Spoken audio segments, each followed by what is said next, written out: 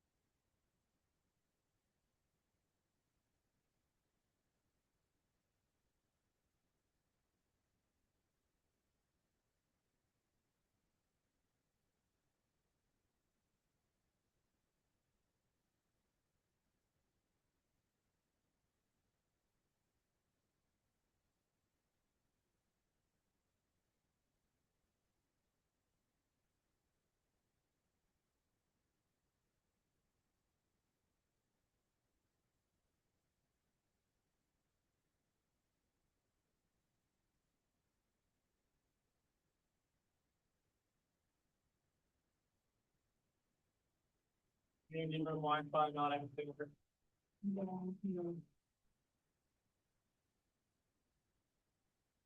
that why we're all having this problem right now? 'Cause of that? You can have a little bit of library, little bit.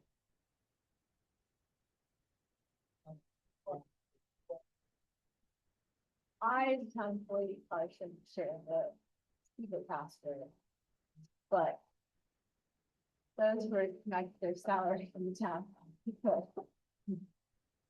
we're not reporting it either. Or does the planning commission want to bail on this and go over to the town annex? It's gonna be, It's our issue. What is it? yeah, so we have, Megan and Jill. On. I think it's interesting. Yeah, there was a little bit of confusion too. It's probably something we had already started dealing with. Can you guys hear us? Yeah. I'm still having tech issues in the room. Oh, okay.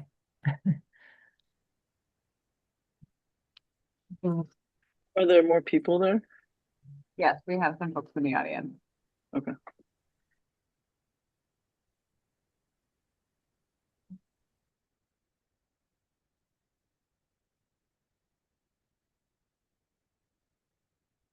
But we don't have a quorum.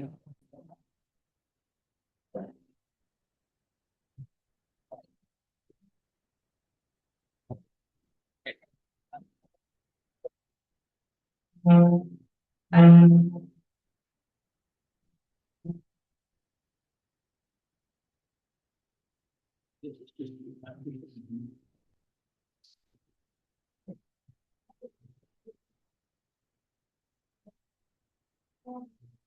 For setting the agenda. All right. Sharon, Yeah. I just wanted to say, I am probably thinking about half an hour ago. Is that the select board on the volunteer price? Okay. That's, okay, got it. Are we recording now? Yes. Okay, great. Okay, well, welcome to the creative solution. Thank you guys very much. We'll call ourselves to order. So, starting out with public comment, although if you're here for items that are further along on the agenda. you wait till that time. Is that- Okay, you're on the agenda. No, okay, so any other public comment before we do minutes?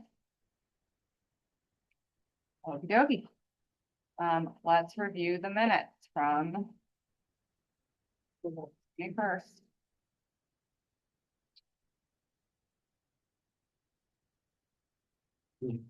Lengthy minutes for fine, but.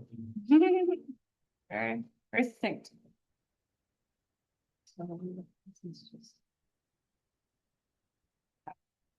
Does anybody online have comments on the minutes? Megan, No, I thought they were good. right, So I moved to the- great. All those in favor? Aye. Aye. Okay, unanimous. Okay, so the next part.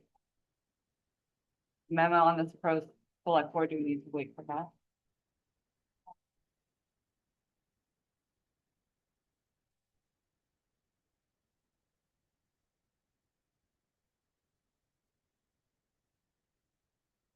So this is, in regards to the April 7th bylaw amendments, that the planning commission had, looked at in, late 2025, and the select board had their public hearing on April 7th.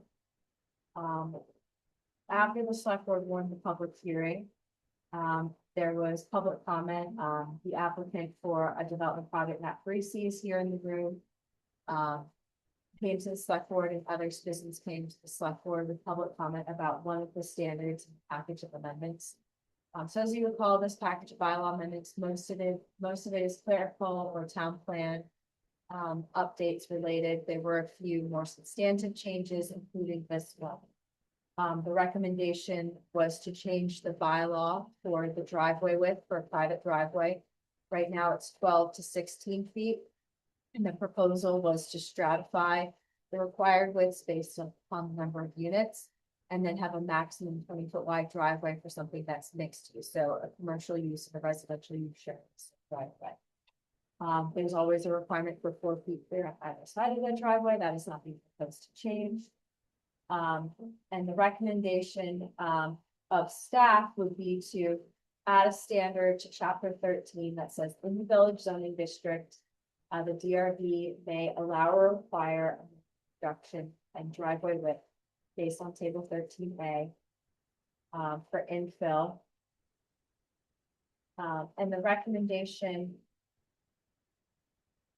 for you guys is to, what do you think about this? Would you want to support this for the select board? So the select board really wants to hear from the planning commission before they decide to move forward on this change to the driveway width standard.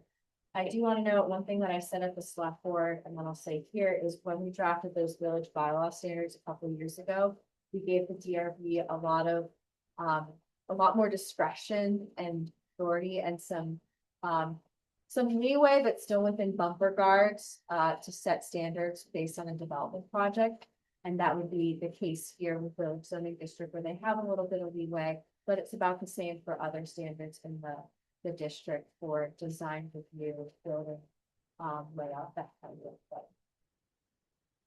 thing. And what you'll note in the memo is, the recommendation from staff that went to the select board is sort of highlighted in bold in the middle of the page, where the DRB administrator may allow that reduction for infill and adaptive use changes. The language at the bottom of the page is what Matt is recommending, where it gives the DRB or the administrator a little bit more direction. So the DRB or administrator needs to find the basic requirements of this chapter as stated in chapter 13 can be met.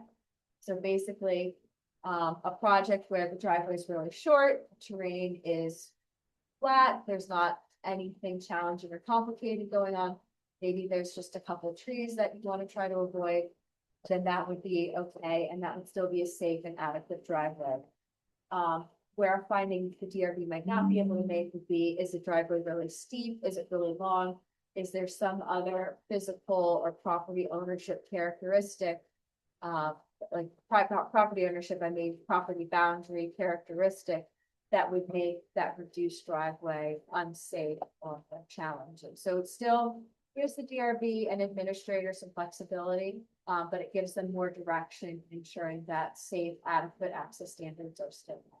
And it's just for the village. It's just for the village that the DRB would have flexibility. If you're in the residential zoning district, your driveway width would be that number no matter what. Thoughts? Megan or Jill?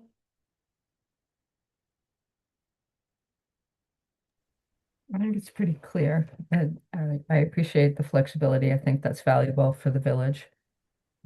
Especially if we're trying to encourage infill and,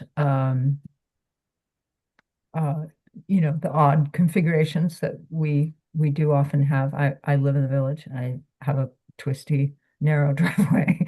I think that's sometimes that's kind of the best you can do. So, yeah, I appreciate the accommodations. Was there any pushback or resistance to the concept?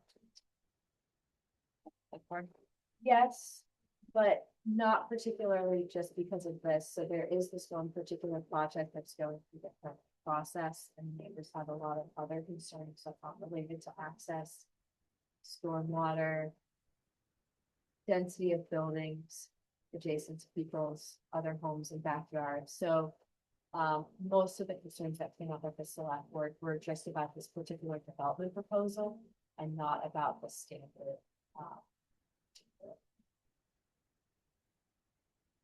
We did discuss this, we continued, I guess, I didn't get the sense that. I forgot that. I'm saying. Just beautiful. I live in the village.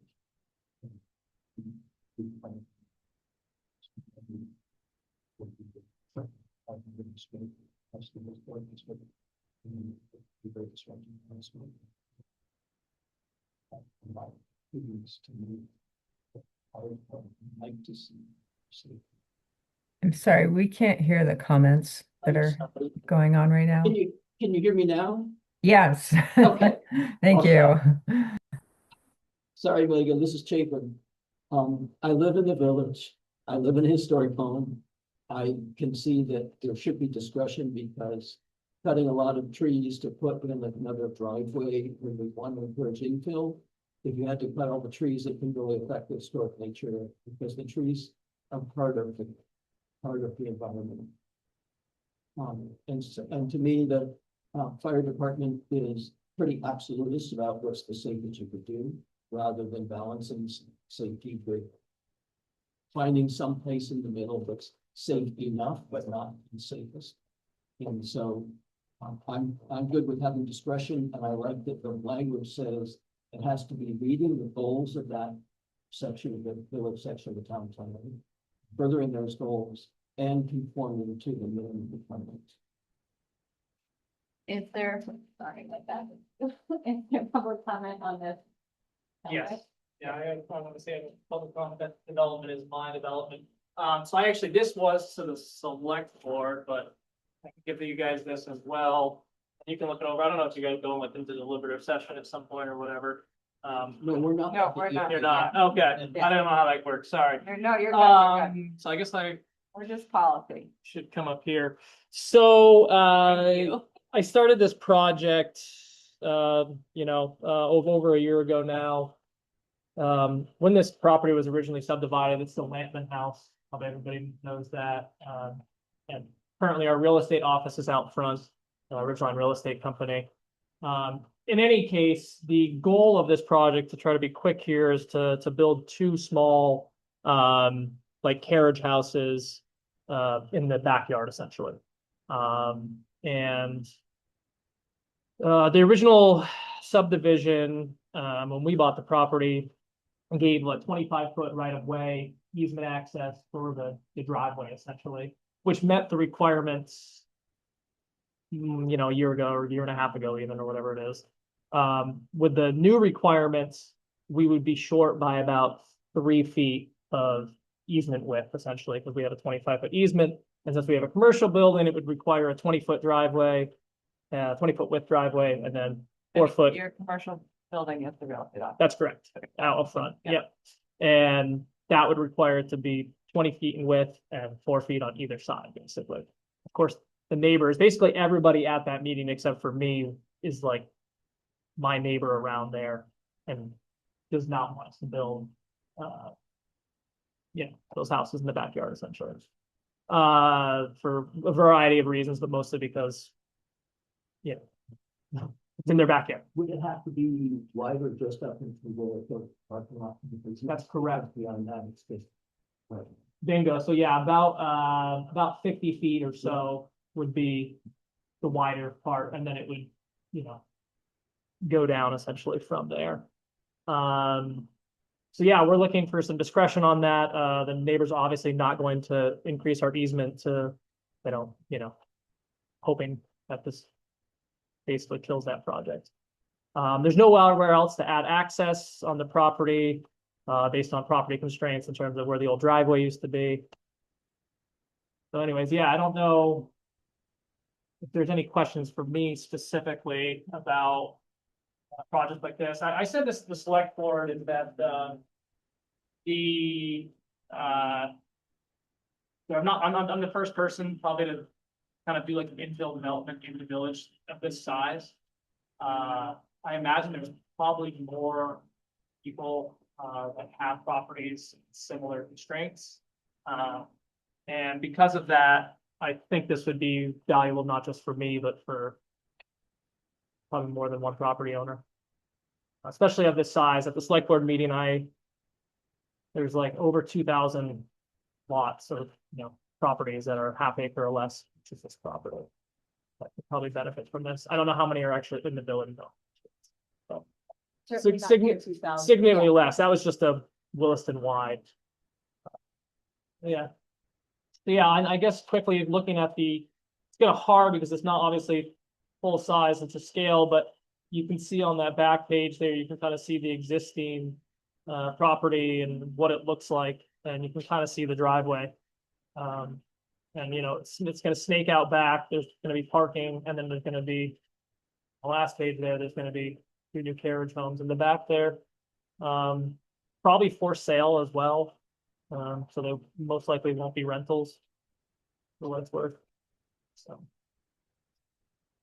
Mailboxes on the two, yes, with that number of mailboxes, I think that would be part of that.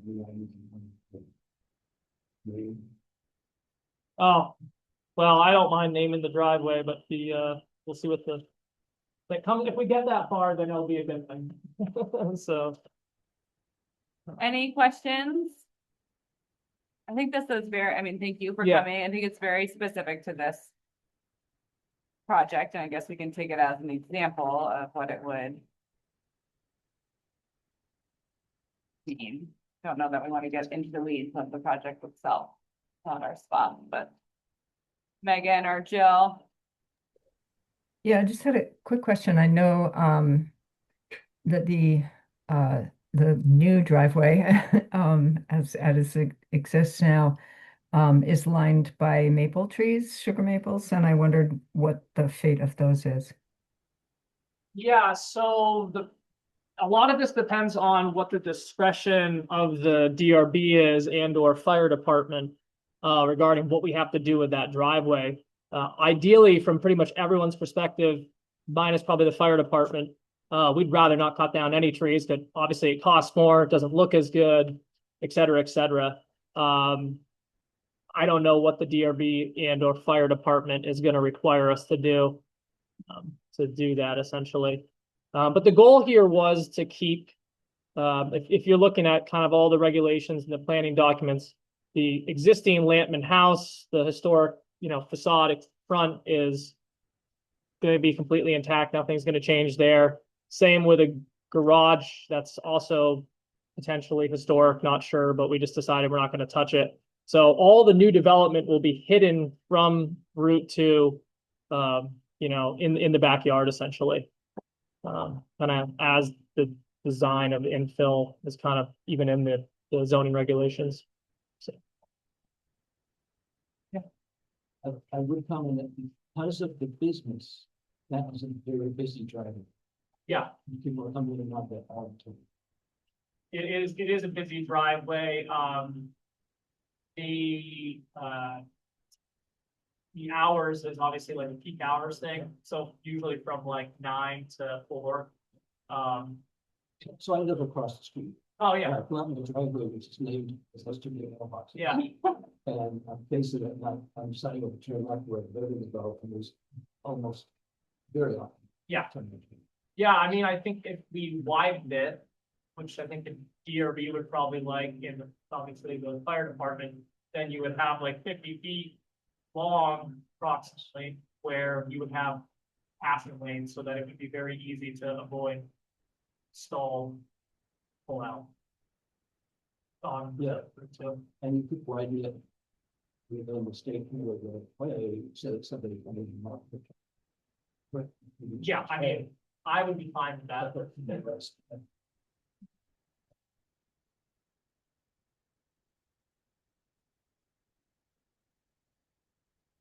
All right. Are you looking for us to just sort of nod our heads? Do we need to vote? Yeah, I think Sorry, any other comments? Look, next second. don't think there's a memo, or a motion in this memo, but if you wanted to take a vote, you would be taking a vote to amend the bylaw report, which is basically saying that, all of the zoning bylaw amendments, including this change, still conform to the goals of the comprehensive plan and state law. And so you can make a motion to amend the bylaw report. You want to make a recommendation to the software. Be able I'd be to happy to regurgitate, to move that we, vote to amend the bylaw. Per instructions or request of the select board and following the language that was published for this meeting. Because it, adheres to the goals. Gotcha. Okay, all those in favor of Chapin's motion? Oh, sorry. 10 seconds. Okay, all right, all those in favor? I have one comment, Unanimous. perhaps for you, Emily, and that is in the full document that's linked in our materials. It's in yellow on page 71, I think, and there's two typos in that yellow. Different degrees. Yeah, there's always a typo. Yeah. There will be a typo on my tombstone. There are 2 periods in this particular. Really Not thank you. here, there. Okay, great. Cleaned up. It's Thank you, everyone. Moving on. Thank you for coming.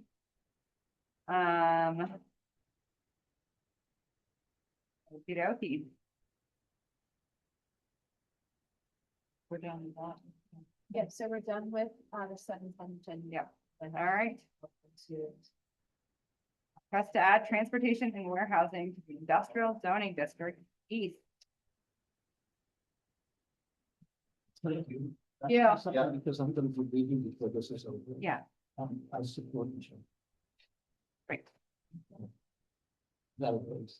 Yeah, good. Yeah, no. From what I know, from reading materials, it makes sense to me.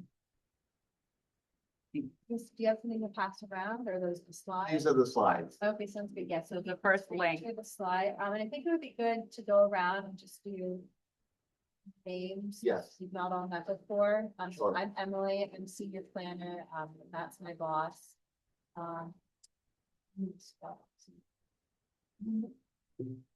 Jill Everson, and we have planning commission. Cheryl?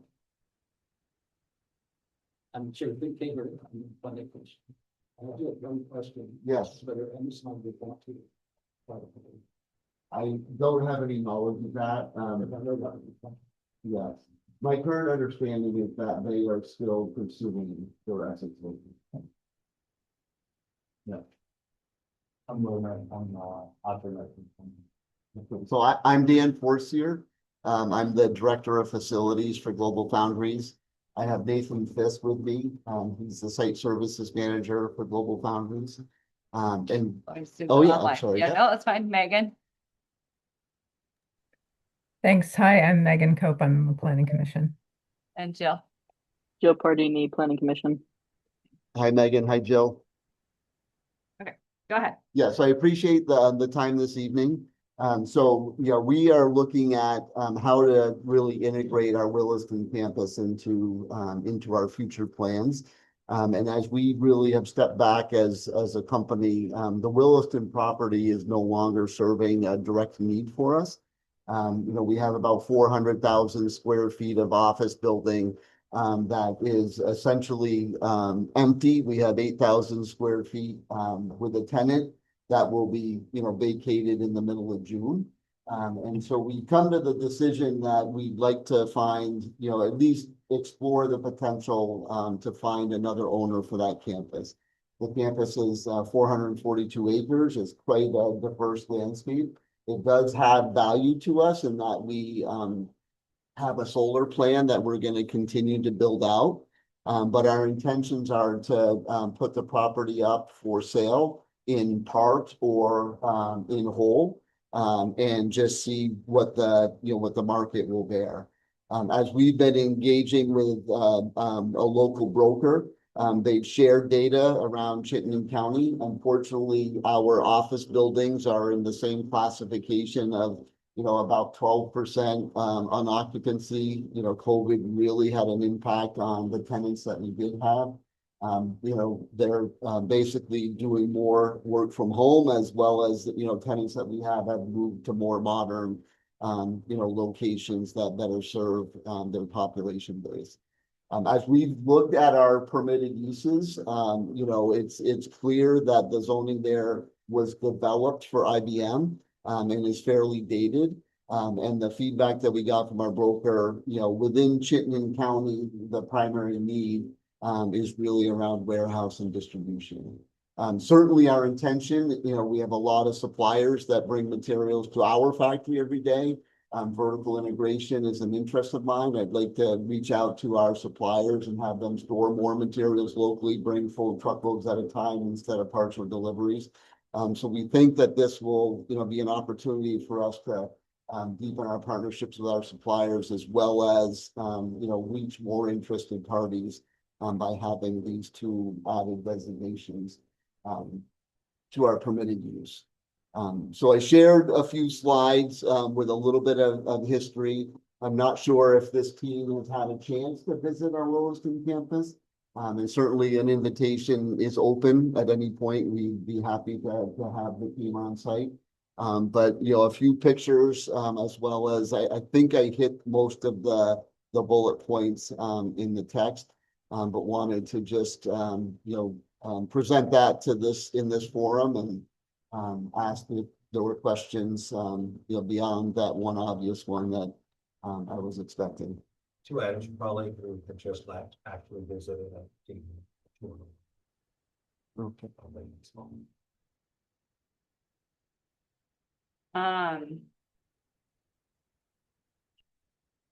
Unless there's immediate questions, I was gonna turn to you.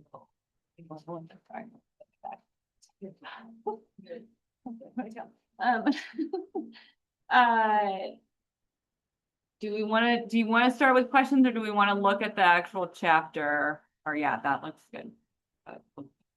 Maybe we start with the town plan Yeah, chapter or yeah. start with the. Why don't we start with the town plan chapter? Is that okay, Jill? Or you wanna Emily, ask a can you question? I just want to see that slide again that has the bullet points. I didn't get a chance to see Yeah. everything. Yeah, that one for a second. Oh, sorry, Jill. Jill, there's also a link to the slides in the agenda.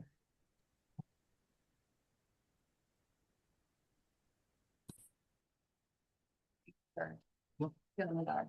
Check. No worries. Thank you. Yeah, let's do town, plan. Yeah, so this is chapter 16 from the town plan.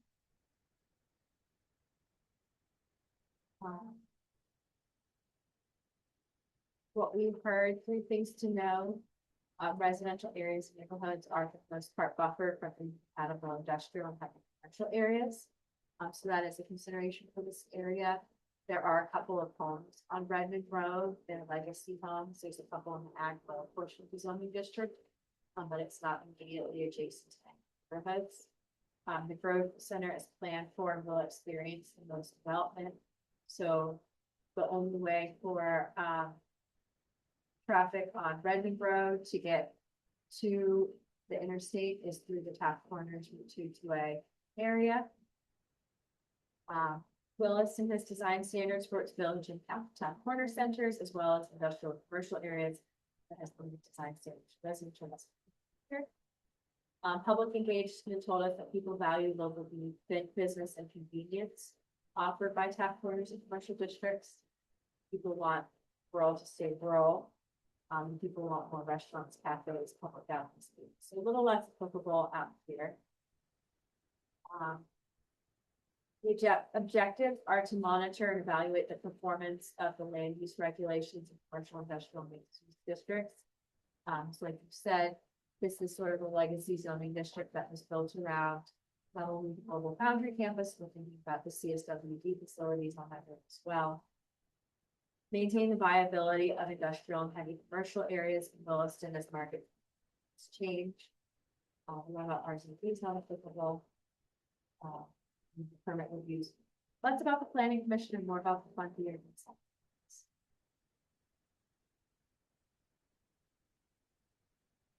So we don't have actually directly say. But we do talk about the growth 16.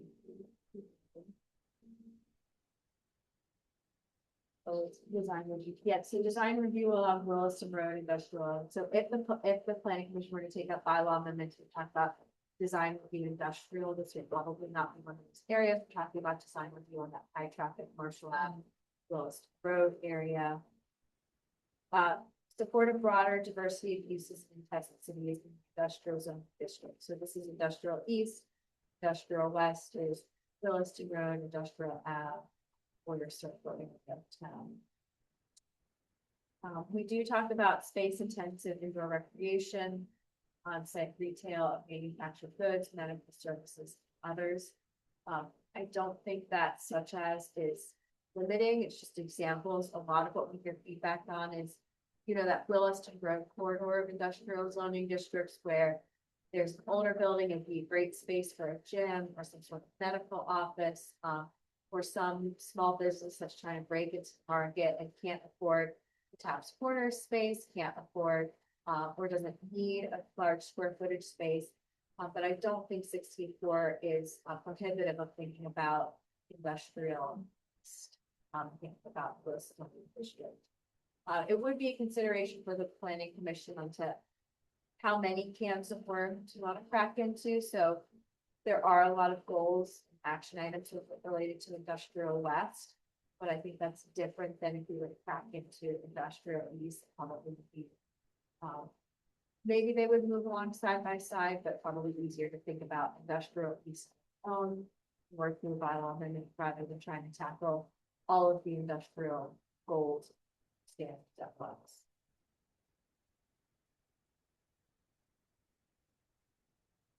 I just have a question about warehousing, where to like pretend that it's a booming office space and it's not, you know, mostly empty.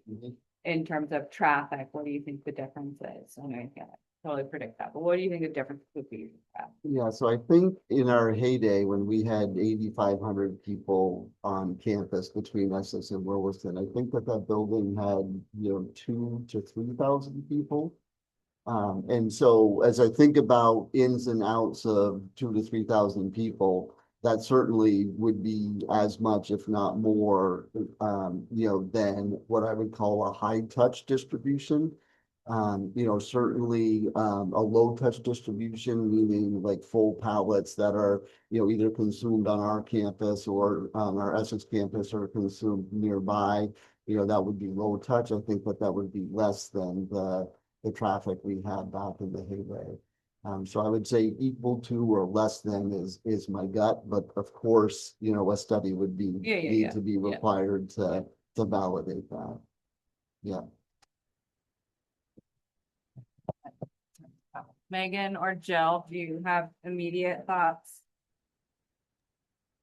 Yeah, I just I had a question about kind of following on the traffic question. I would be interested to see some estimates, particularly about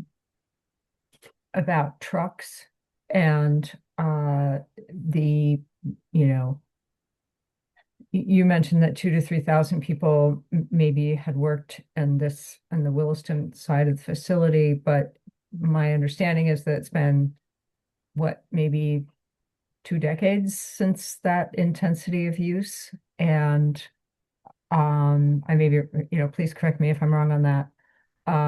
But also if it's a lot of office workers, then that's probably more cars and coming in and out rather than a warehousing scenario where it's more trucks, maybe fewer of them, but the balance moving over toward trucks. And that's just a thought question. So if you have any initial thoughts or ideas or data that you can supply, that would be helpful. Yeah. Yeah, so certainly, you know, without a planned, you know, without a plan in terms of a next use, I'm not able to provide any estimates, but certainly we understand the sensitivity to traffic. You know, we have and still own and maintain a bridge across the Winooski River that connects the Williston campus to the Essex campus. We are certainly open to maintaining that going forward and continuing to allow access to Maple Street and to 2A from the Williston campus over the bridge. And so I think that, you know, the heavy lifting is going to come, when an interested party comes forward and says, I'd like the entire campus, or I'd like a portion of the campus, and then we start having those discussions. And my perspective is that will be all of the information that then needs to be presented, in terms of a formal, a formal planning and or development review, discussion. So for me to, take guesses, I would probably not hit it on the head. But, certainly in our mind, knowing the sensitivity, I live in Essex Junction, right down the street from the plant. And certainly I've been reading and seeing the discussions that have been happening, over by Saxon Hill and off of 117 with warehousing development. So, we would, of course, do our best to, come up with a mutually beneficial plan, including continuing to provide access to our campus.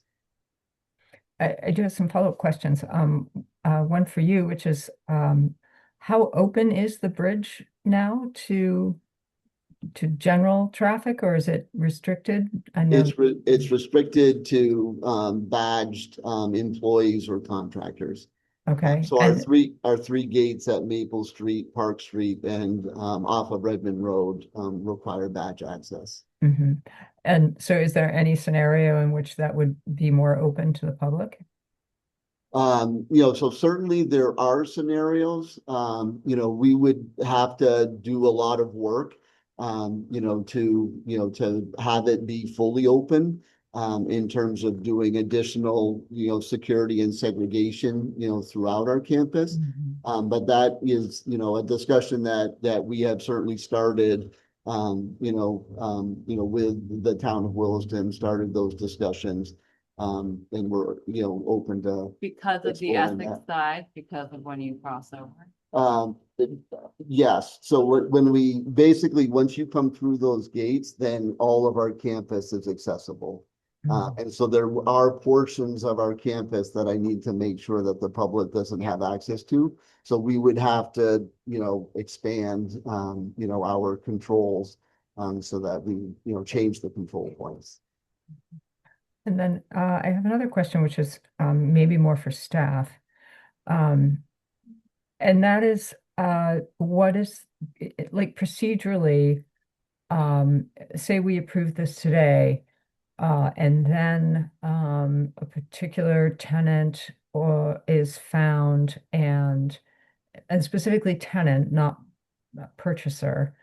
Or are you only interested in selling it? I'm sorry if I missed that. Yeah, our primary interest is selling it. I see. Okay. Yep.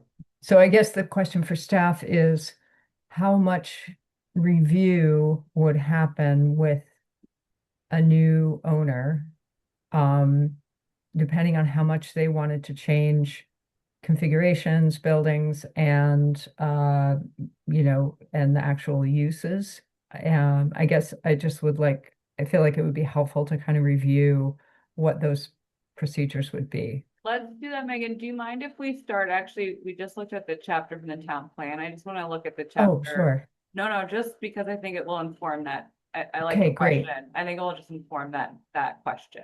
Perfect. Do you want to Thanks. bring up the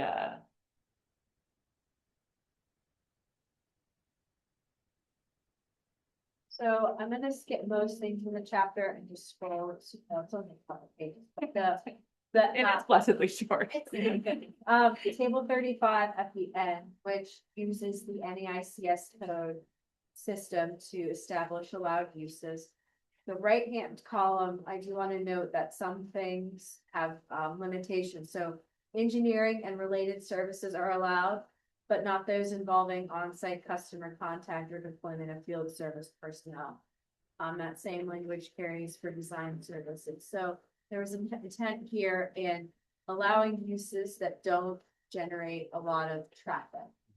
So that would definitely be a consideration for this zoning district.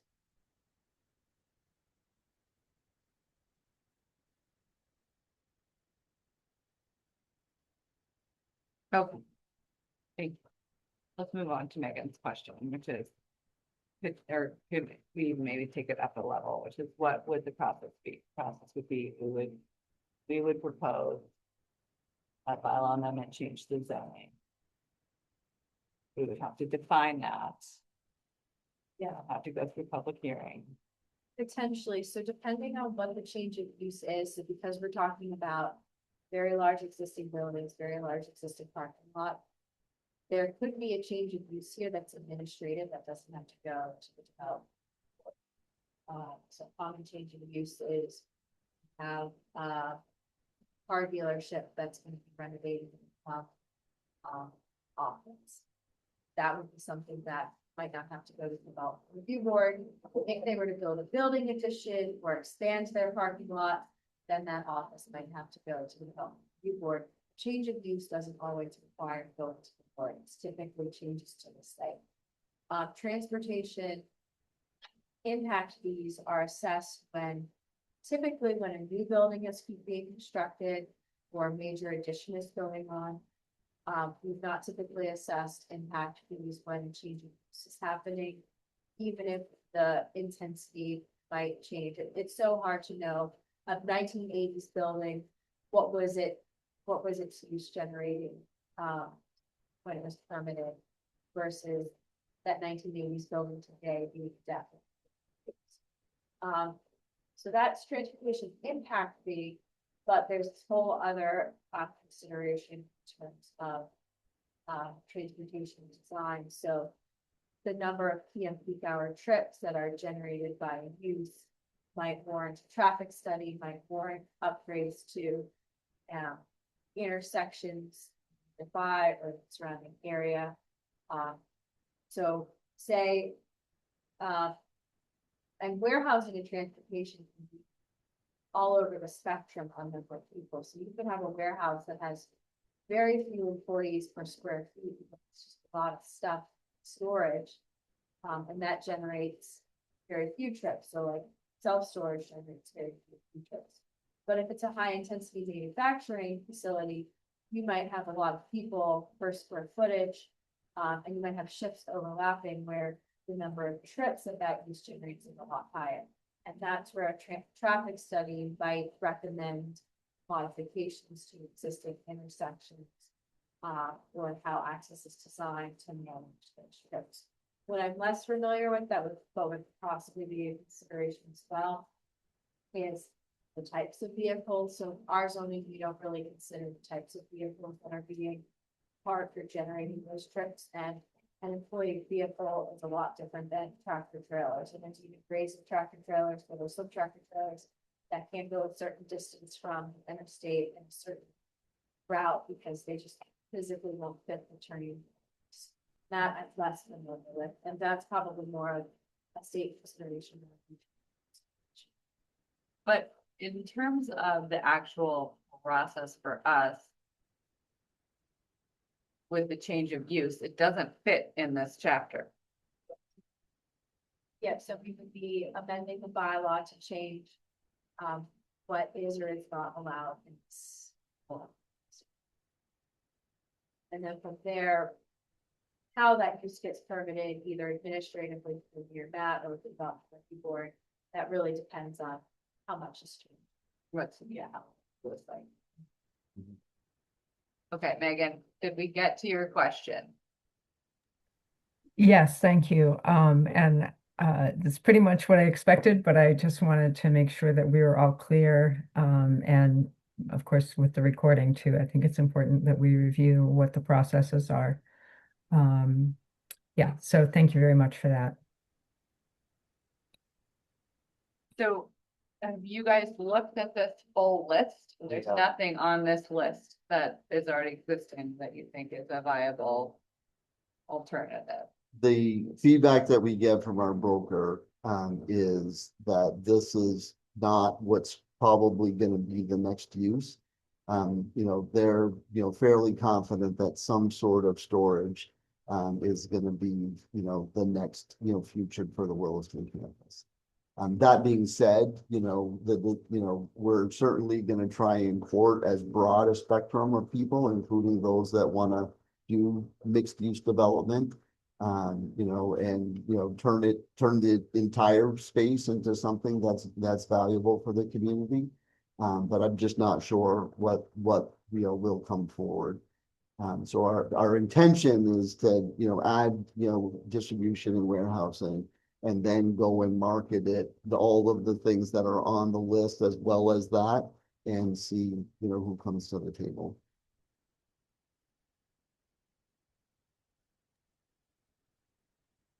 Questions? Jill, you have a question?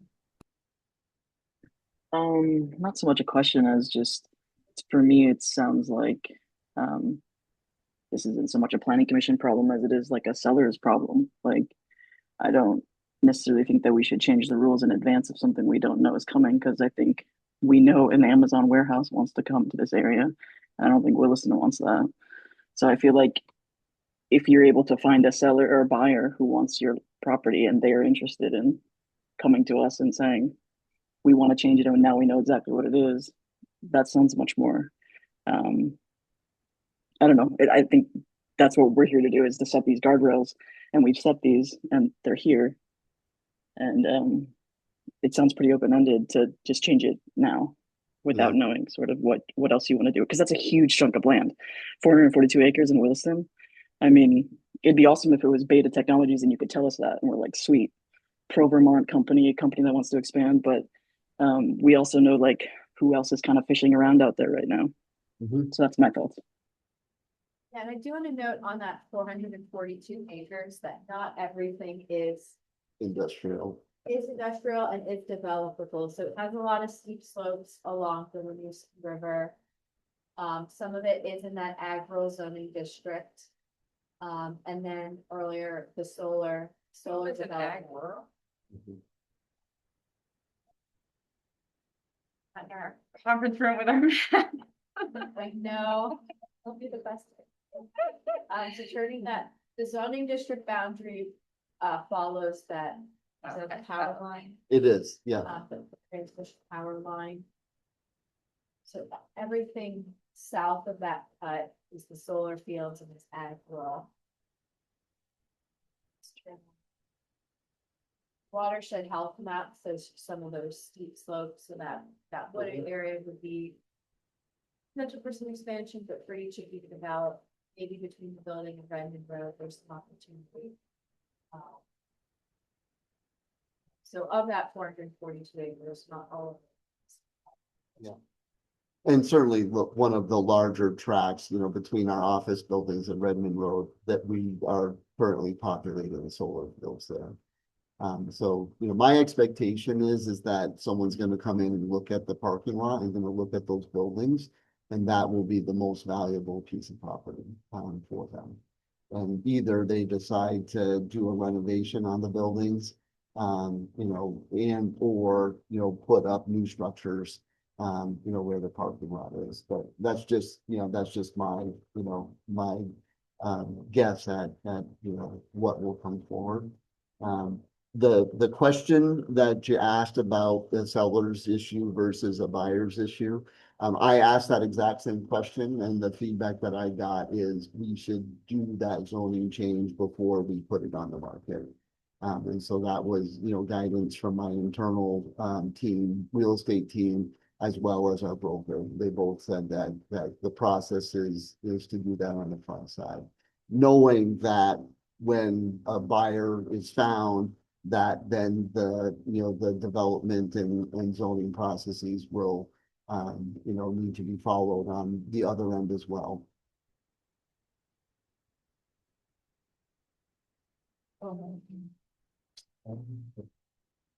You're dealing with a similar experience with that right now. There's a commercial property in town. When your buyers interested in converting to residential, but not wanting to take that leap and all their internal procedures and financing to make that project go with the layer of the permit process. Within years now, the current owner of the property is kicking off that permit process in hopes that buyer future can, you know, take the time and keep going and have a shorter time. But that's permitting. And this is bylaw. Right, but it's Right. simpler in wanting to get things to a place, and we do see that in the market where the more uncertainty there is. Yeah. Upfront, the harder it is for residential developments to happen, businesses to come.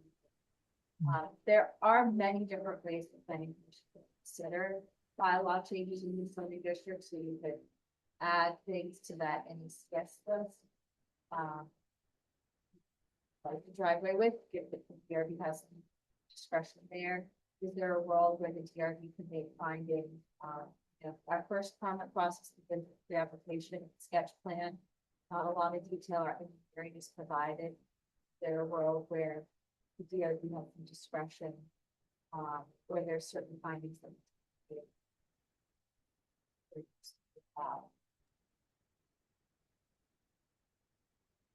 Go ahead, Megan. Yeah, thanks. This has been very enlightening. I think one thing to keep in mind with your example, Emily, is that it's one way or another going to be housing, and that's what we really, really need right now. And so, I hesitate to see too much equivalence with that case. Yes, on a completely different note, I have thought for a long time that access to another crossing of the Winooski River would be very useful. And we all know that nobody has deep enough pockets to build a new bridge. And so, I think, just my personal opinion, I think it would be worthwhile for the town to think about,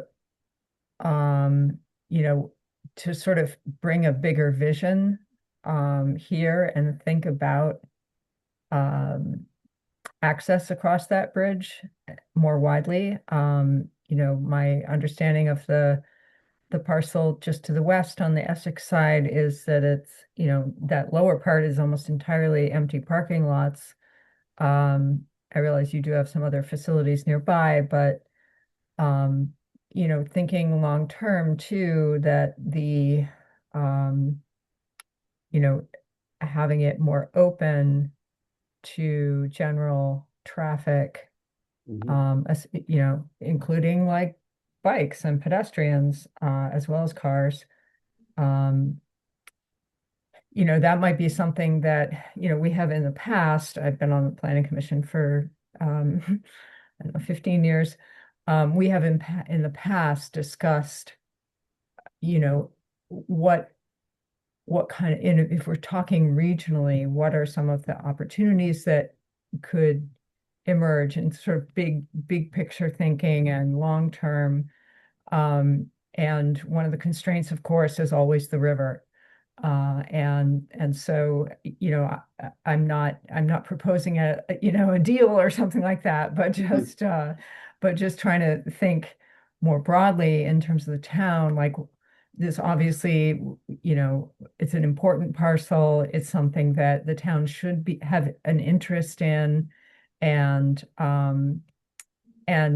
have an interest in having it succeed, because there could be, I agree with Jill completely that I wouldn't be keen on an Amazon warehouse, but there are many other kinds of facilities that would bring jobs into an existing, structure that could, we love the reuse principle. And in particular, if that was part of a bigger picture discussion around connectivity between Essex and Williston, and particularly with proximity to the airport and of course the highways. I don't have any particular like concrete thing here. I'm partly wanting the planning commission and staff to kind of let's remember that we have in the past talked about kind of big ideas about regional connectivity and those kinds of things. Yeah, so I'll just leave it there. I just want to kind of to throw those things out there. No, that's a great comment. Thank you.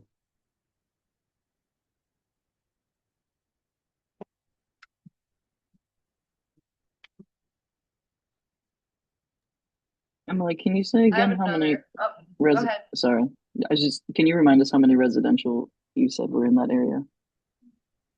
That sort of borders that acreage. Less than 5 homes Oh, on so it's Renton tiny. Road. And can you just give me that map of where our current industrial, so like, is there any connectivity if we were to change this bylaw, and how would it connect at all in any way, or is it totally? Yeah, so industrial east is its own island. It's Right. surrounded by ag rural, and it's basically the IBM campus. Chittenden Solid Waste District, and transfer station down on the tracks. I think there might even just be 2 homes left on. Redmond Road, because CSWD owned a couple, but they bought them out. Burning them. So I think there's only 2 dwellings. Yeah. That's my understanding as well.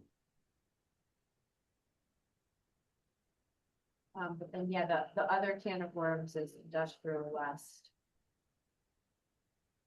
Which is to the west of Route 2A, Essex Road. Is there any, Oh, we're not worried about traffic on Redmond. We're worried about, I mean, I'm worried about traffic on Mountain View. Right, Right. like turning, yeah, Redmond, whatever. Mountain View. Oh, Yeah, and Mountain View Road is the divide between residential zoning districts, the yellow to the south, and agro to the north. So there are existing and proposed neighborhoods along that segment of Mountain View Road. Of course, there are homes uses on Essex Road, Route 2A, down to thank you. right, and they would hit. Fastest way would be Redmond, Mountain View, 2A. Industrial, yeah.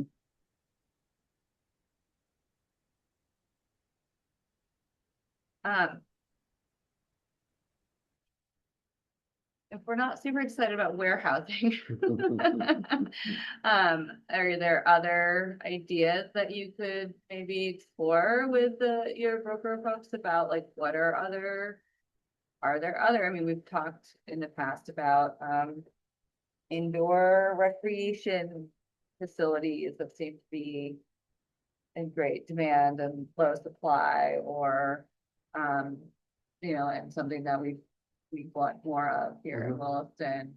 Like, are there other things that we could think of, that are not maybe on the list right now? Yeah.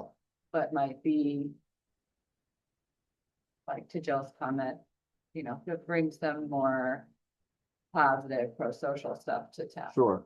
Yeah, so we have had some brainstorming sessions, and talked through, very transparently, we've looked at industrial east, compared to industrial west, and looked at all of the differences, in between there.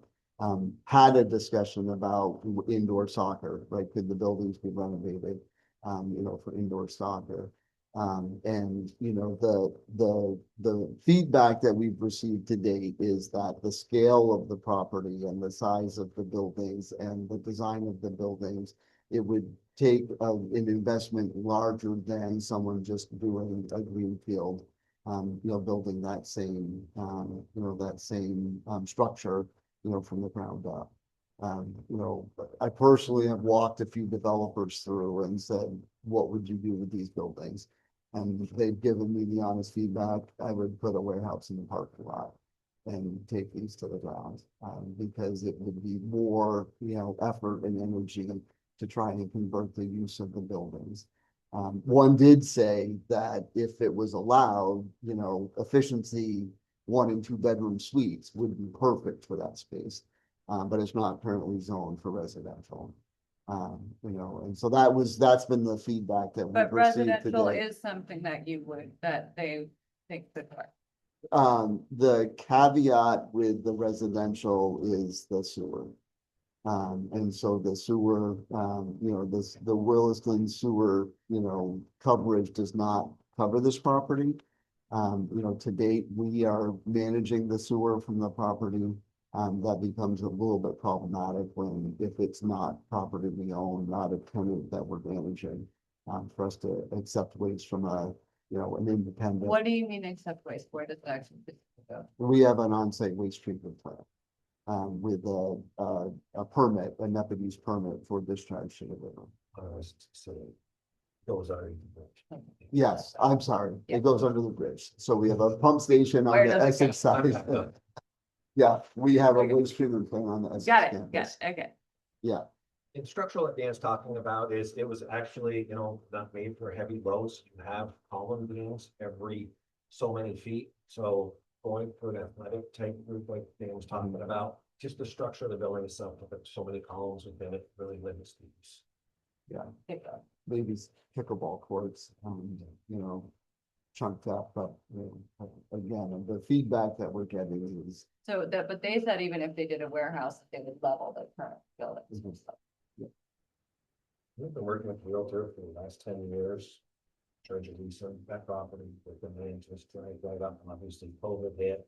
You know, we're doing everything we can with occupying and financing that facility, 8,000 square feet. You know, until mid-year, and the value that we're looking for is how do we give value back to property value, drop property value. I mean, it's still on the market as an available office space, and I don't think we've had a phone call on it since COVID. All three different companies that set exit plans. The last one finishing in.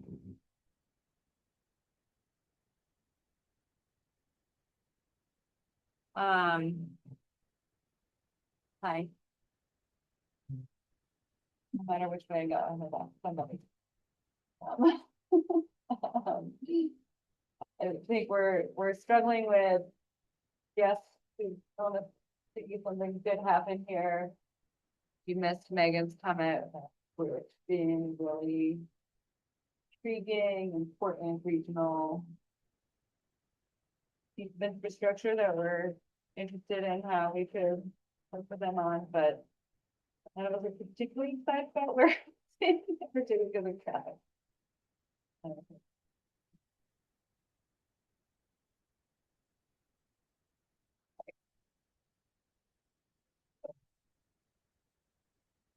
Megan, is your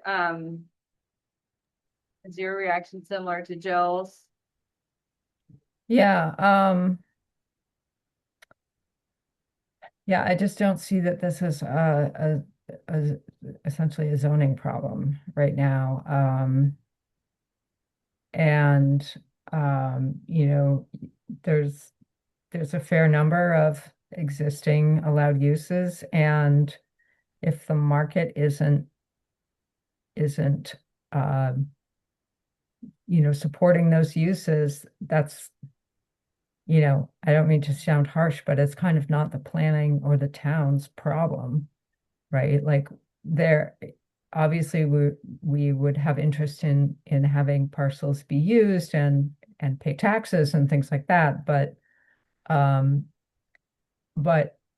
there's also you know, there is some flexibility and opportunities in there, and yeah, I just don't feel like that it's really our responsibility to respond to individual kinds of requests. I realize it's a very large, you know, single owner of this parcel.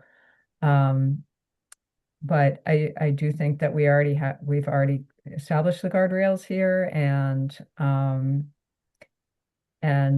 you know, the only kind of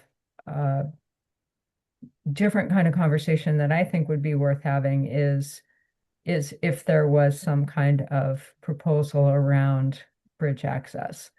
And I'm just saying that, like, I don't know what the town staff think of that. That was just something that you know, came up from, you know, probably a decade ago, and some conversations about connectivity and other types of, it was maybe when the CERC was kind of nail in the coffin for the circ.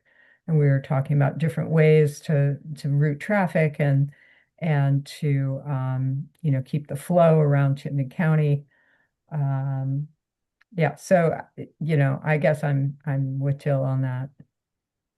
Can I bring up housing one more time? Hear you on sewer, but that is the thing that I'm curious about. I mean, it's not connected to residential directly, but it's, I mean, aside from, you know, the transfer facility, like it's not like it's surrounded by incompatible uses for housing. So, Right, yeah, the only thing is, CSWD, which is a little bit farther down the road.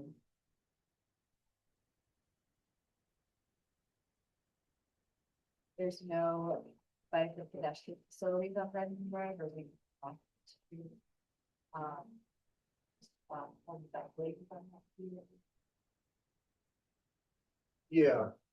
Oh, I think I have to stand up so people can you do. hear me offline, so I'll come over. And Why I'm sitting in the middle weirdly here. I assume, so I'm sorry for being double booked, as frequently happens, but a little bit of history and context I can provide, and I'm sorry if this repeats stuff you've all been over. You know, the industrial east zone was essentially drawn and drafted to accommodate what was there without a whole lot of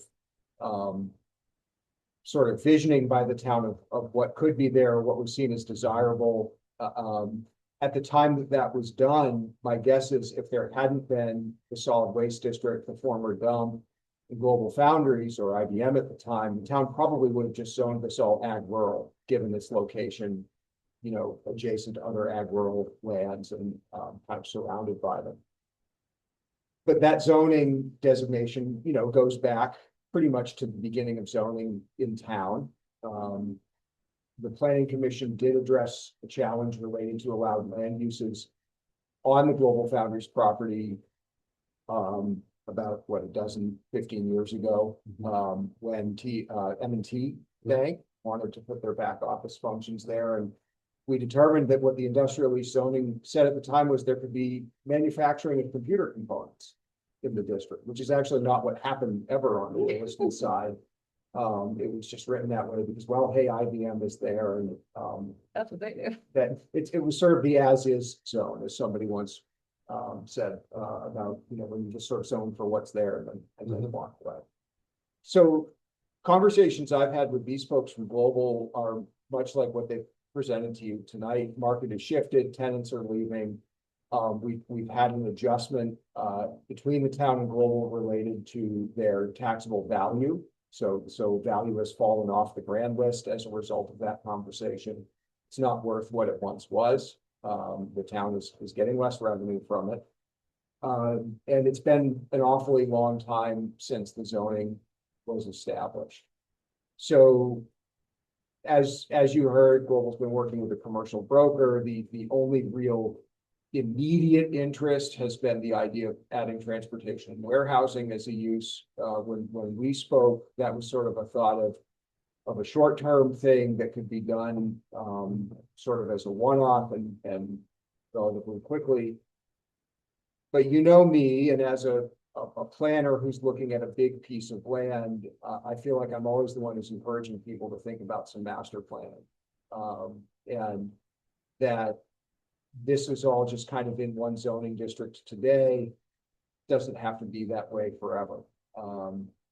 There are probably portions of the property that are more suitable to a residential use, portions that are more suitable to a industrial or even, you know, solid waste management use due to proximity to CSWD. The transportation asset that the bridge would present, if that were something that could come along with any sort of agreement to change zoning, would certainly be seen favorably by the town. It does create a third way across the river in Williston, and you know, one of the two we have today floods pretty frequently. So in the longer term, you know, what I've encouraged these folks to do is to start thinking about some of that master planning. So if the town starts thinking about a transportation connection, if the town starts thinking about, you know, amending its sewer use and sewer allocation ordinances and redrawing its sewer service area map to serve something over here. If the town starts thinking about investing in bicycle and pedestrian and transportation facilities that it doesn't currently plan for because of the nature of the uses, those are all real big picture things. And planning commission's aware, bylaws get amended a couple different ways. They can be amended because the town plan says, let's go amend them. They can be amended because the planning commission just wants to advance something, or they had a request and they want to advance something. And they can also be amended by the specific plan process. I only bring up specific plan, with the understanding that it's time consuming for everybody to engage in that process. But one of those defined public benefits is, you know, a major piece of the town's infrastructure. Yeah. So, Bridge is actually a real benefit. yeah, the defined public benefit, should something like that come along with, again, I would throw out the idea of a master plan and potential rezoning based on that master plan. That's something I think the planning commission would want to hear about following a specific plan process, you know, in a preliminary. That's big picture visioning. It's going to take a lot of time and effort for folks to put that in. And this major part of town isn't one that the planning commission engages with people who own land there very often. I mean, we talk to CSWD pretty frequently. We talk to Global from time to time. I thought that having these folks come to you tonight and give you sort of their lay of the land, what they're experiencing, what they're seeing as some short-term solutions to their challenge would be good, but also knowing that there's just never enough planning, right? As a planner, I would love to see a full-fledged 50-year build-out master plan for this property that says, hey, we've got a really big chunk of land. There's actually some soils on the property that are quite favorable to septic or community septic to support residential, as opposed to trying to run a big utility line and adding to the town's sewer capacity challenges. It's not residential right now. It's not served by bicycle and pedestrian facilities. It's also not very far away from Williston's suburban residential zone in the grand scheme of things. Town's got some big goals for housing. There is a potential solution for some of that in a piece of land this large that's situated where this one is. So it's not going to be easy. It's not going to be quick, but I would encourage everyone to, you know, think long term about something like this, because it's a big chunk of land with some interesting infrastructure on it. That's a very obvious question. Yeah. You probably asked CSWD, they want. We get to this topic. We have had a dialogue, so before they bought the property that, you know, that they, are now putting the new roof on. We did have a dialogue with them about taking property, and buying a section. They had a very specific requirement.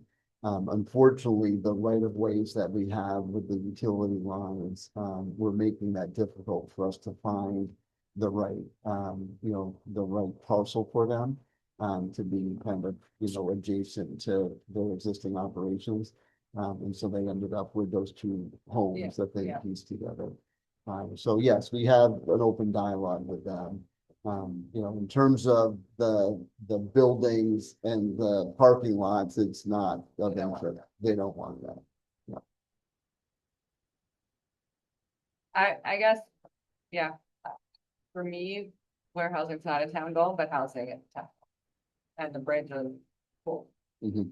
And I think that. I mean, I am the bummer that some of those other uses are not, you know. There's no interest in that, but it's not the end of the world if you know, if I think we can meet. Some of those other really big priorities for us, which, you know. More residential space, I don't know. Megan or Jill. I mean, part of me is like, could it be one of those special things like we did for that neighborhood? Yeah. and the town, and the town wants it because it could be a huge, amazing space for the town to have town offices, big auditorium. The rec center actually now owns land that's an indoor bubble and a pool and a play. If you put everything there, and it's got its own solar and its own septic, and Williston is like the new it town with the big civic center that has a one-stop shop for everything, with its own bridge in and out. I mean, that to me is, I would love for our town to be headed to those dreams. Every time I visit Williston and the old cafeteria, I think Williston High School. K through 12. Don't say that. We keep telling people that more housing does not mean more kids.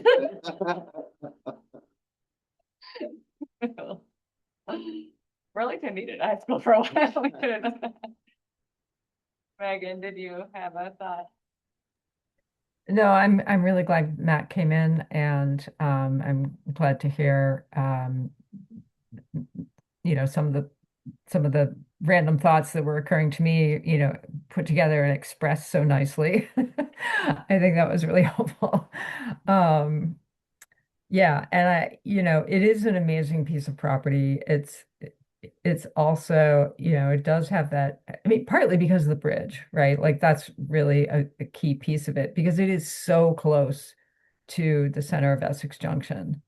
Once you just look at the map, and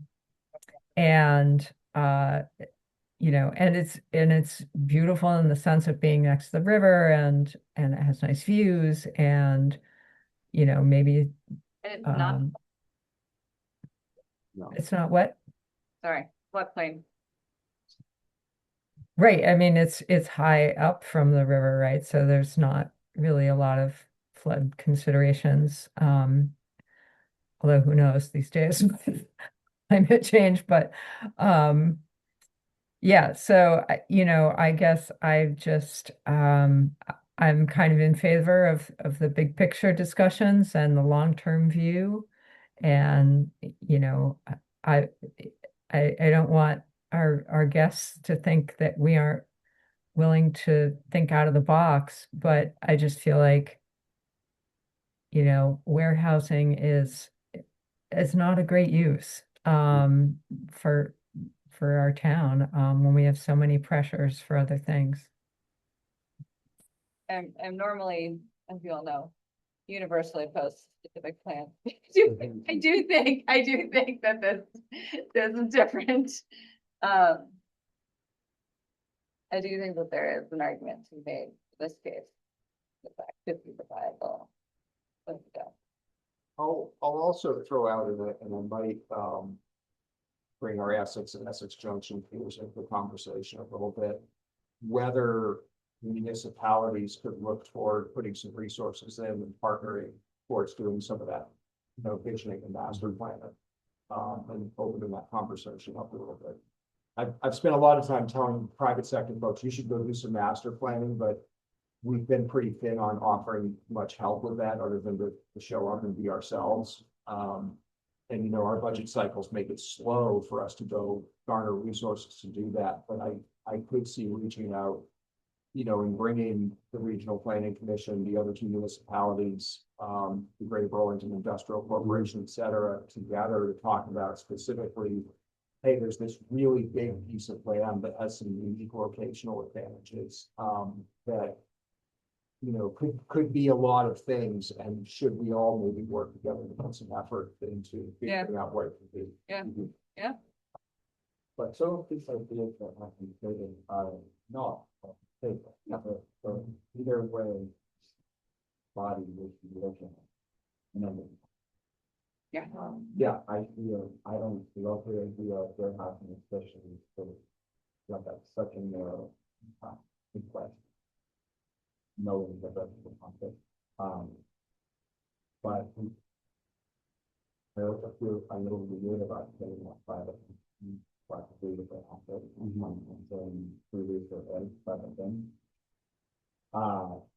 So if we are indeed going to be considering for that, I mean, probably some potential different uses for that the private entity. Well, speak up in that, maybe. it's Sure. away from the microphone a bit. Sorry. Then it's because we will also be seriously considering including warehousing to the list of things that are possible. The issue with doing something like that is that when we add the lowest common denominator, we know that there might be buyers ready to go for it, and then the conversation might not really go to the level of complexity or visioning that some of us are sounds like are interested in. But I feel like there's a tension in terms of philosophies for when we open the door for something, for change. We cannot just open it for, at least in my opinion, for pushing for what we want without giving an honest consideration of what the private entity wants. But if we do open it, we have to open everything, knowing the risk of that, which is people will want to go for what is easiest and profitable, what the market is demanding. So I don't know how to contend with that. I guess I just have one question. In the presentation, the way it's worded, it sounds very narrow. Again, I mean, that's what the presentation is about warehousing. But it says broker feedback is that warehousing and distribution is the only demand / need region. Like, how accurate is that? Like, why are we basing that assessment? Yeah, so Nate, you'll remember the name of it. What is the study that they continue to give us? That, you know, basically does a full assessment of all. Alan Brooks and minor reports. Yeah.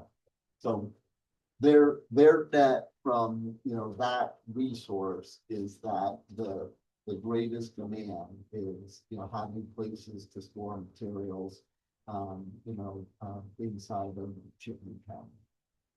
You know, and that's where they're giving us the numbers of, 12%, empty office building, and that's a combination of modern type A and type B, which is what they're doing that we have. So, I think that in hearing this dialogue, there's another component I want to make sure the team, our interest is, of course, not to have the entire, acreage of industrial to be a massive warehouse. It's really, to be able to engage with an interested party that will see a potential early win in terms of, hey, I can do this, because there's a need, and then, do the rest of the planning. The seed, from our first visit that you planted in terms of think outside of the box, mixed use development, we had some fantastic discussions about that. In all honesty, that's not our value proposition. I would flounder with my team if we were to try and pull that off ourselves. And so we have a list of developers that have done that type of work that, we're hoping to reach out to and say, hey, we have this piece of property. It's got a couple of different components. Yes, it has some solar that's on it, that is connected to the property.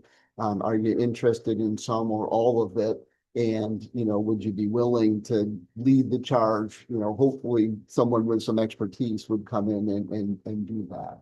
Not just a single entity that has a single purpose.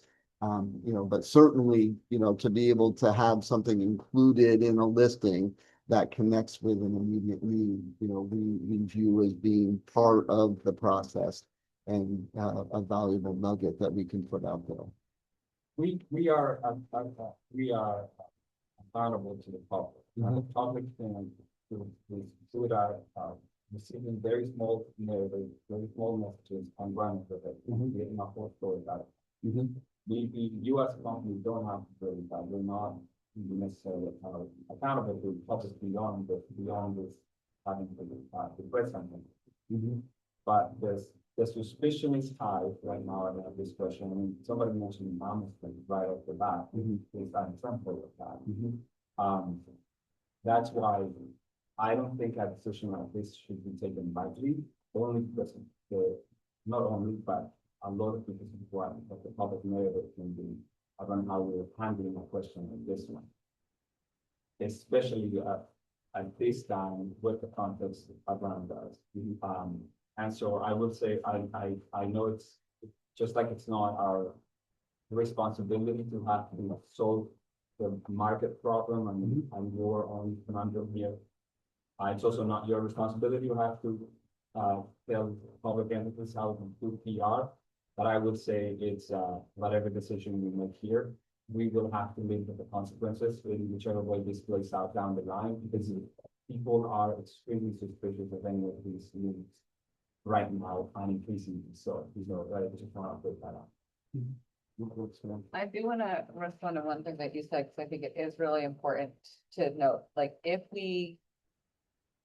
and how we, and this is just a conversation right now, but like, if and how we ask you guys to move forward or make recommendations or give you ideas, it has to be based in the town plan. It can't be based in, kind of our hopes and dream. I mean, and so there are, I don't know if that's another thing that you have done already or are willing to do, is to go through that and see like, what are the major goals that are in there, and is there anything in that you do see, or the realtor does see as an option, even if it's only part of the property. Because again, I think I personally am not comfortable being like, sure, we'll change it to warehousing. Like, that is nowhere in planning. It's not been requested by anyone in Williston. And not a zoning map. So like, that's not a thing that I would think of as like our charge. Our charge is to try to get this town plan implemented. It's to try to administer those laws fairly, the driveway request we just had, there's like logistical challenges to change that we made that makes sense for us to edit. Versus like, what is the goal of that area? And from that point, maybe zoned at a time when zoned for what was there. But now if we're zoning it for the future, it has to be grounded. And so I don't know. Yeah. Like you said, this is not your day job. So I do hear you on that, but Yeah. and I do like your idea that is there a way that we can support that? Yeah. Because it's not your bread and butter. So like, can we work on that? Because I think that's Yeah, in an ideal world, we would, attract a developer that has expertise in, mixed use. I mean, as it stands, there are two, areas, the ag res and the industrial, and look at that and come up with, aligned with the Williston town plan. Here are all the things that we can do with it. And be a good partner, in doing that. Our fear is that we won't be able to attract somebody to take that on, if what we're offering is 1980s vintage, 400,000 square foot buildings that, can't be turned into residential today, or, it can't be used for any kind of warehousing and distribution. So that's the interest there. Certainly our intentions is, regular meetings to continue the dialogue, keep the town up to speed on any progress that we're making. But as we look forward, the strategic future and the strategic need, aside from, the solar that you've been very supportive of, the solar, that's the extent that we can see when we look forward 30 years. Yeah. Again, it's such a different company than Global Foundries is. The server group, a system group, a software group, a services group, and Global Foundries, we do just some of that. Any other questions? All right, I think that's just gonna be more conversation, which I'm sure is not very satisfying, but. No, I really Yeah, appreciate yeah. the time. This is a learning process for me personally. I love the question. That was exactly the question I had. Do we do this up front, or do we find an interested party? And the feedback from my internal real estate team as well as our brokers, no, you need to do it up front. And so that's why we're here. Just a side question. If, to Dan's point, partnership with some of those suppliers. If we as GF some. We want those. There's that whole. Look, that's not already- With the Amazon, understand the landscape, right? We are a publicly traded company. I'm very worried about our. I'm very worried about going negative, right? As someone who lives in Essex and is around, right? You know, where they're sure, right? I'd rather do it with pride than fear. But if we decided longer term, if strategically we switched, right, and decided that we wanted to. But then we cannot put that on. Sense the partnership that we were talking about. Does that change the landscape?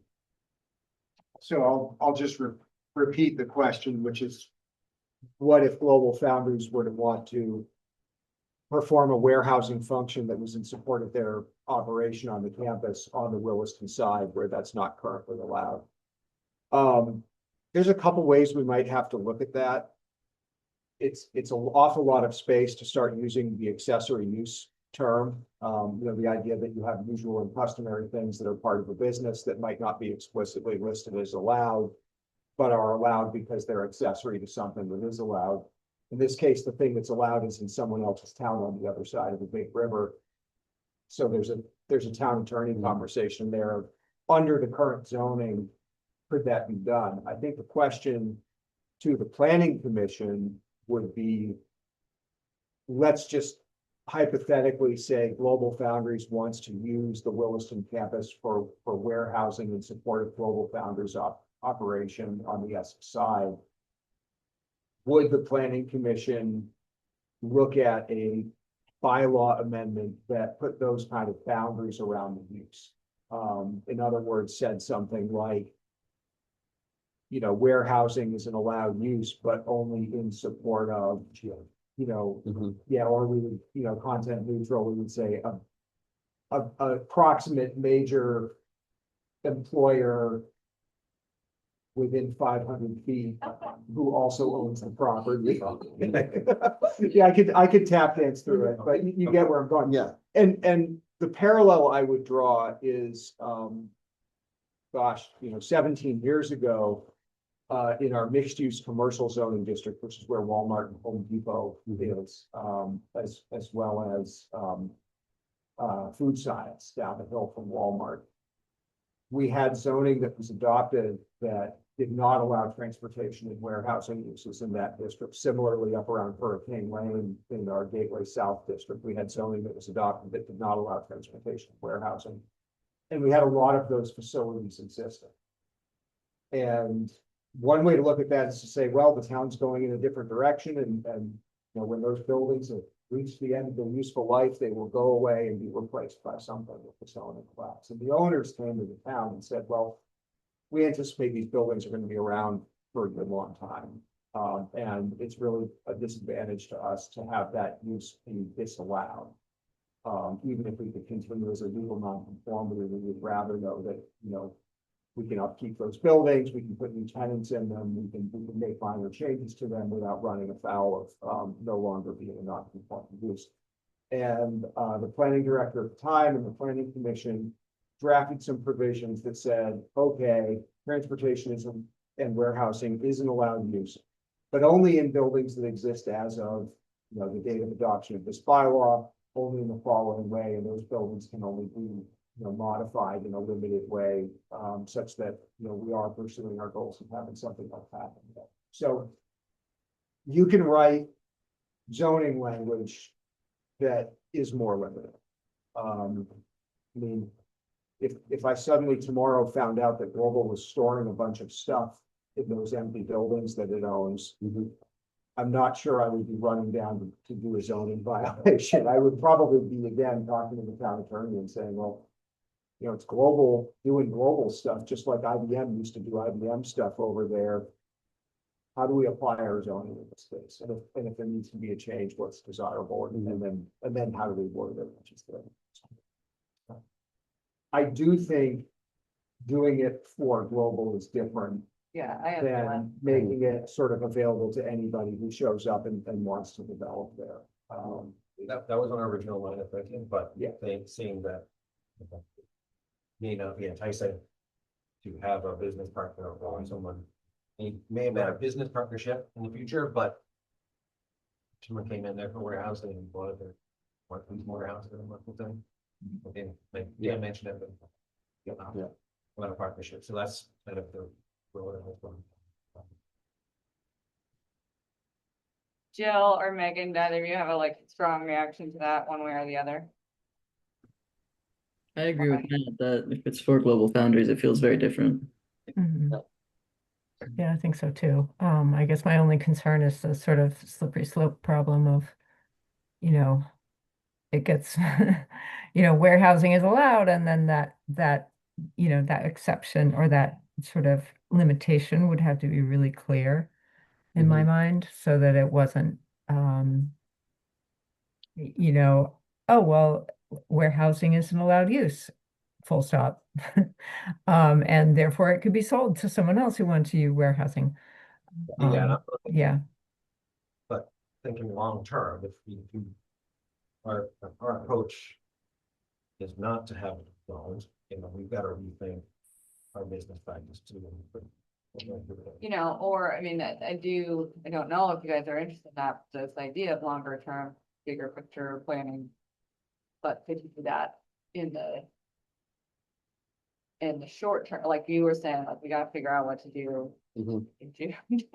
Right, like, we really haven't had, but, if it's more of that idea, like, in the near term, it's global foundries using it. I don't know if we can write that into the zoning, that sounds incredibly complicated to do through zoning, but. With the intention of creating a like long-term bigger master plan. In conjunction with Williston, or I don't know, and I don't know how that would go in agreement in real life, but. I hear you that like, Yeah. What do we do? Maybe, what do I do right now? I don't want to complicate things more. So this is very brief, but depending on how deep we can go with the things we said as well. But is there like a thing you mentioned that is there such a thing as MOUs between a private entity and the town, or do you set guardrails to, maybe you do create some amendments that allow for something like that, but you don't go on 7 months and then talk about suspicious planning. Is there such thing? Because I know we have all sorts of MOUs where we're at work where we set very specific parameters, timelines, 10 years, 5 years, may do this, may not do that, right? Whatever. Or does that have to go through the actual mechanisms that exist? Are ways to do that? I do agree with that known partner that's already been there forever and people that people trust is very different from a next unknown feature that knows who it is and what their objectives are. But at the same time, we are tasked with the responsibility of protecting the interests of the country. And so we are not retaining our trust. And so we cannot just smile and pretend that everything can be fine and not right. So I wonder what options are. Sure. So, the select board can enter into all kinds of contractual agreements with folks in town. And, we have them whenever we approve a development under zoning. We have a development agreement, which is an agreement that, the developer will proceed under their permit, which includes a requirement to do certain things that might even become public assets, like a street or landscaping or a park or something like that. And that those contracts set out timeframes and everything like that. So, that development agreement framework can be expanded to cover a lot of things. We have a standard one we use just whenever somebody's building something in town. But lots of municipalities across the country enter into versions of a development agreement or a contract. You know, they'll do this in this time frame. We'll make these changes. And, you know, ultimately, although zoning changes usually originate from the planning commission, and that might be a component of that kind of agreement or partnership with the town. They're ultimately approved or denied by the select board, and they can even be initiated by the select board. Not that I think they'll ever go and do that. They value the work of the planning commission very much. But all of those things can interact with one another. So contracts, zoning changes, master plans, infrastructure agreements, phased ownership of things like bridges and streets and things like that. All of that can be done. It's just usually done by far bigger places than Williston. And Williston has limited experience in doing those things. That said, town's getting bigger, town's getting more complicated. That's a lot of what the town plan is all about. And so accessing some of those tools is probably in the town's future somewhere or another in that. But there are a lot of things that are feasible that way that go beyond just what a zoning amendment or development would be.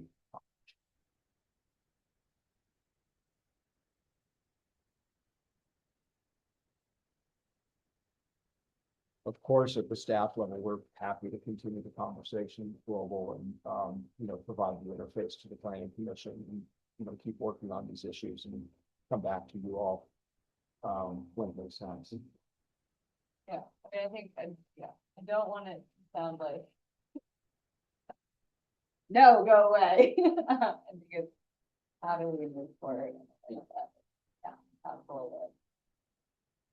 Planning that we've done, the things that we know, people here want, and not those bring down.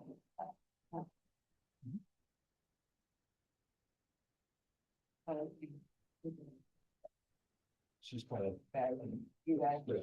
from the past, we have to take forward. And we're suggesting, to Ben's point, that's not our forte, when we're a semiconductor manufacturing company, we don't have the experience, we have hired realtors in the past, and no. And we're taking the input that we received from our realtor in regards to that piece of land based on our lack of strategic outlook for it. All right. It's sending us in circles. The end of our agenda, right? And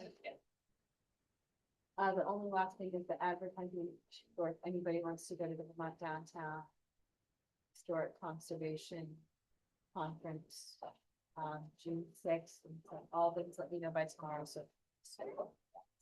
did you hear that, Megan? We'll throw a follow-up email out with a link. Yeah. Thanks. But I would be interested, but I'm not going to be here in Vermont, so I won't be able to go. St. Albans is lovely this time of year. That's what I hear. It really is. Awesome. Thank you very much. Yeah, Really appreciate your time. Thank